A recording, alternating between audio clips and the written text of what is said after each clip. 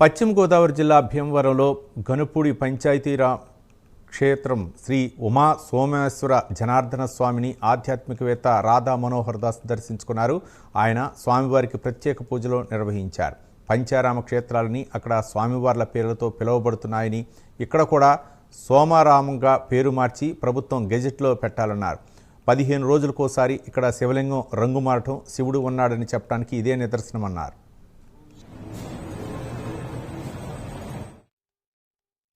ముందు సోమారామంలో ఇంతవరకు పంచారామంలో 4 ఆరామాలు మళ్ళీ కూడా సేవించుకున్నాం.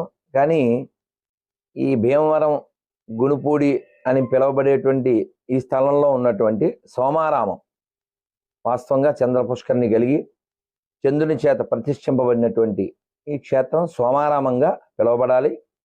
ఇప్పుడు ఉన్నటువంటి ఆంధ్రప్రదేశ్ ప్రభుత్వం, కూటమి ప్రభుత్వం దీన్ని సోమారామంగానే పిలిచేలాగా ఆ మార్పులు చేయాలి.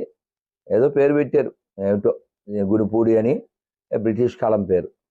అయితే ఇప్పుడు స్వామివారి దర్శనానికి మేము రావడం, ఇక్కడ యామజాలి వారి ఇంట్లో ఉండి ద్వాదశి పూర్తి చేసుకుని వెళ్ళడం మాకు చాలా భాగ్యం, ఆనందం.